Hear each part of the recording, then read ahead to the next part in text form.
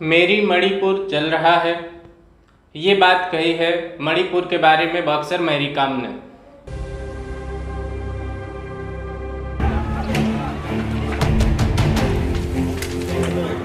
North east का एक state है मणिपुर, और करंट में मणिपुर में एक वायलेंस चल रहा है जो एथनिक वायलेंस है।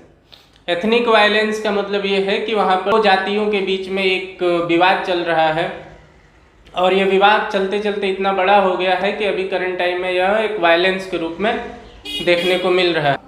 मणिपुर में जो एथनिक कन्फ्लिक्ट है यह 3 मई से स्टार्ट हुआ है। इस कन्फ्लिक्ट के पीछे या इस वायलेंस के पीछे अगर रीज़न देखा जाए तो इसमें रीज़न ये है कि मणिपुर में मैती और कुकी ग्रुप्स के बीच में रिजर्वेशन को लेकर के यह मुद्दा सामने आया है। यह वायलेंस 3 मई से स्टार्ट हुआ है। इस वायलेंस का अगर सेंटर की हम लोग बात करें तो इस वायलेंस का सेंटर मणिपुर के कैपिटल इम्फाल से 63 किलोमीटर साउथ में एक डिस्ट्रिक्ट है, Churachandpur. At a rally called by a tribal student body in the Churachandpur district of Manipur. Churachandpur से ही यह वायलेंस स्टार्ट हुआ है, और इस वायलेंस में अभी तक देखा गया है कि यह वायलेंस बहुत तेज़ी से फैला और यह पूरे मणिपुर को ऑक्युपाई कर लिया है। इसमें लगभग 60+ लोगों की जानें जा चुकी हैं, और इसके साथ साथ बहुत लोग माइग्रेट भी कर रहे हैं मणिपुर को। और चूँकि इसमें एक चीज़ है कि वहाँ के जो CM हैं एन बीरेन सिंह, वो कंट्रोल करने की कोशिश कर रहे हैं, लेकिन जो भी रीज़न हो तो हम लोग इसके बारे में डिटेल में जानेंगे कि क्या है और यह वायलेंस किस वजह से अभी स्टार्ट हुआ है, कितना पुराना यह डिस्प्यूट है या कितना पुराना यह विवाद है। तो इसमें 2 चीज़ें मान के चलिए। पहली बात यह है कि जिस मणिपुर स्टेट की हम लोग बात कर रहे हैं यह मणिपुर हिली एरिया है, और आप जानते ही हो कि नॉर्थ ईस्ट का पूरा एरिया हिली है। और इस हिली एरिया में 2 पार्ट है, एक आपका वैली का एरिया है और एक हिल का एरिया है। जो हिल का एरिया है उस हिली एरिया में मेनली 2 ट्राइबल लोग रहते हैं, नागा और कुकी। इसको चिन कुकी मिजो के भी नाम से जाना जाता है, और भी इसके कई पार्ट हैं। तो हम लोग एक और मणिपुर के ऊपर वीडियो बनाएंगे जल्दी, तो उसमें हम पूरा उसका कल्चर और हिस्ट्री और ज्योग्राफी के ऊपर हम लोग बात करेंगे। तो पहली बात ये हो गई कि मणिपुर का जो पॉपुलेशन है उसका अप्रॉक्स 53% पॉपुलेशन मैतेई ग्रुप का है, और 24% पॉपुलेशन नागा और कुकी का है। ये वायलेंस स्टार्ट होने के बाद वहाँ पर इंटरनेट और सारी सेवाएं भी बंद कर दी गई हैं, क्योंकि वहाँ पर आर्म्स भी लूटे जा रहे हैं वहाँ के लोगों के द्वारा। तो आइए देखते हैं ये मुद्दा क्यों स्टार्ट हुआ है और इसके पीछे का क्या कहानी है।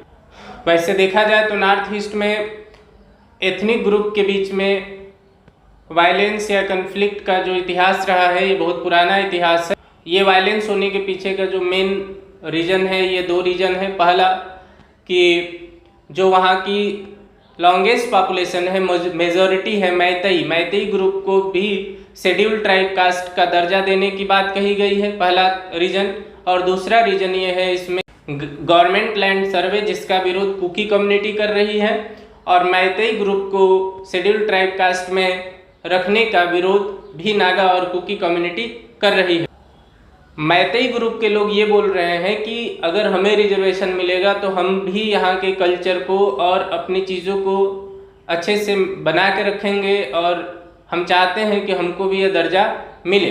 लेकिन नागा और कुकी ट्राइब के लोग बोल रहे हैं कि नहीं, वो तो ऑलरेडी बहुत वेल कल्चर्ड हैं, एजुकेटेड हैं, और उनकी पॉपुलेशन भी ज़्यादा है हम लोगों के कंपेयर में। तो उनको अगर ये रिजर्वेशन दिया जाएगा तो इससे हम लोगों का नुकसान होगा, हम लोग और पीछे चलते चले जाएंगे। मणिपुर में मुख्य रूप से 3 कम्युनिटी के लोग रहते हैं, पहला नागा, दूसरा कुकी और तीसरा मैतेई। नागा और कुकी या हिली एरिया में रहते हैं, और जो मैतेई लोग हैं, मैतेई लोग ये वैली एरिया में रहते हैं। मैतेई मुख्य रूप से ओबीसी और जनरल कम्युनिटी में रखे गए हैं और नागा और कुकी जो है शेड्यूल्ड ट्राइब कास्ट के लोग हैं। आज़ादी के टाइम से ही नागा और कुकी को ट्राइबल का दर्जा मिला हुआ है और इतिहास में हम लोग और पहले जाएंगे तो आप देखेंगे कि मैतेई ग्रुप के लोग भी पहले आदिवासी में ही थे, ट्राइब में ही थे, लेकिन बाद में इनको उससे हटा दिया गया।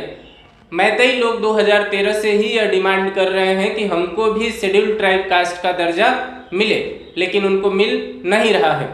The all tribal student union ने मणिपुर के लोगों से अपील किया कि हम लोग एक ट्राइबल सॉलिडरिटी मार्च करेंगे।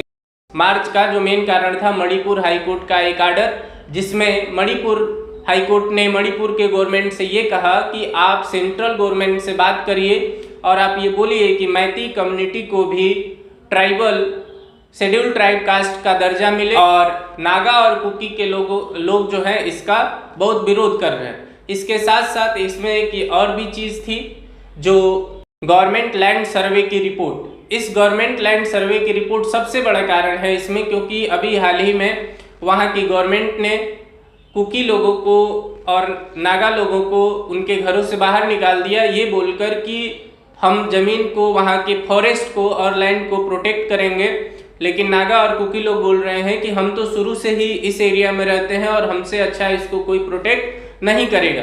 इन सब चीज़ों को लेकर के जो वहाँ मणिपुर के चुराचंदपुर डिस्ट्रिक्ट में लोगों ने एक प्रोटेस्ट शुरू किया और यह प्रोटेस्ट इस तरह से बढ़ने लगा। और बढ़ने के जो पीछे का रीज़न था कि वहाँ के जो सीएम हैं वीरेंद्र सिंह, वह एक रैली में जाने वाले थे और वहाँ के लोगों ने कहा कि यह रैली नहीं होगी, लेकिन फिर भी वो रैली में गए और जो प्रोटेस्टर्स थे, प्रोटेस्टर ने उस रैली का विरोध किया, बहुत सारे चेयर्स भी इधर उधर फेंके और उस रैली को रोकने का प्रयास किया गया, जिसकी वजह से पुलिस ने, वहाँ की जो पुलिस है, उसको रोकने के लिए जिस भी तरीके से उसको रोकने का प्रयास किया और इसी रीजन से यह और तेजी से वायलेंस बढ़ता चला गया। इस वायलेंस में और भी देखिए 2-3 चीज़ें हैं। मणिपुर में 60 कंस्टिट्यूएंसीज की सीटें हैं, जिसमें से 40% सीट पे मैतेई लोगों का कब्जा रहता है और 20% पे कुकी और नागा ट्राइबल का। इस वजह से वहाँ पर जितनी भी ज़्यादातर गवर्नमेंट का जो प्रभाव रहता है, इफेक्ट रहता है, वो मैतेई लोगों का रहता है। और नागा लोग यही बार बार बात बोलते हैं कि यहाँ पर गवर्नमेंट हमेशा से मैतेई की बनी है, क्योंकि उनकी पॉपुलेशन ज़्यादा है और वह वेल एजुकेटेड है। नागा और कुकी लोग ये बोलते हैं कि हम लोग 20% ही इस एरिया को ऑक्युपाई कर पाते हैं, इसलिए हम लोगों के साथ डिस्क्रिमिनेशन हो रहा है। तो यहाँ पर मेन जो कन्फ्लिक्ट या वायलेंस का जो रीज़न है, ये है मैतेई और कुकी और नागा के बीच का सोच। कोई बोल रहा है कि इसकी पॉपुलेशन ज़्यादा है या 40% है और इनकी ही गवर्नमेंट ज़्यादा रहती है, इसलिए ये लोग हम लोगों के साथ डिस्क्रिमिनेट करते हैं। लेकिन मैतेई के लोग बोल रहे हैं कि अगर हम लोग भी ट्राइबल में आएंगे तो हम लोगों को और ज़्यादा ग्रो करने का और साथ साथ में हम लोग इकोनॉमिकल फैक्टर में या और भी चीज़ों को देखकर आगे की ओर बढ़ेंगे।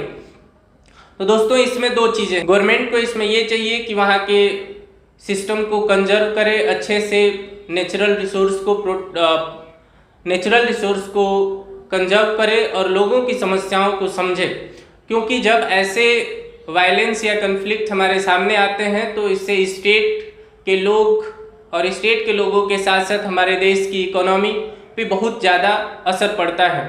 तो गवर्नमेंट को भी चाहिए कि इस पे जल्द से जल्द बात करे और इस मुद्दे को ख़त्म करे।